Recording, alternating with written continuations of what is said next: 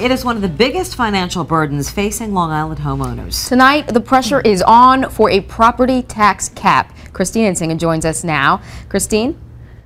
Well, Lauren, Governor Cuomo has proposed a property tax cap bill, and the Senate signed off on it back in January. Today, they, along with some local homeowners, are calling on the state assembly to join them before the session is out.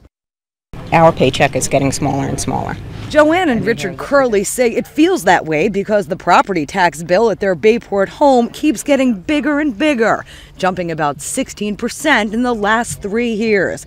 They say it's been keeping them and their 3 children from living the life they feel they've earned. Extracurricular activities, vacation lifestyle, all that is much smaller than we had anticipated at this point in our life. Standing with almost all of Long Island state senators, they pushed members of the Assembly today to pass property tax cap legislation. Legislation the Senate signed off on in January. It feels like with the Assembly we've been stuck in neutral for months. The bill introduced by Governor Cuomo would limit property tax increases to 2% annually, or the rate of inflation, whichever is less.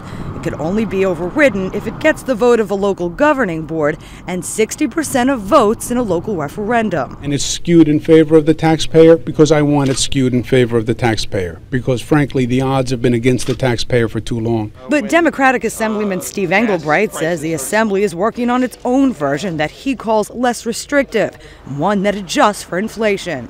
That's a real problem if the price of gas were to spike, for example, when we're trying to get the kids to school and the school buses can't run because they're held to a 2% cap. Senate Majority Leader Republican Dean Skello says there may be room for compromise, but if it's one that's just going to totally water it down where it's meaningless, then I think that would be insulting to the voter. Well, the Assembly has just 4 weeks to propose its version of the bill before it breaks for the summer.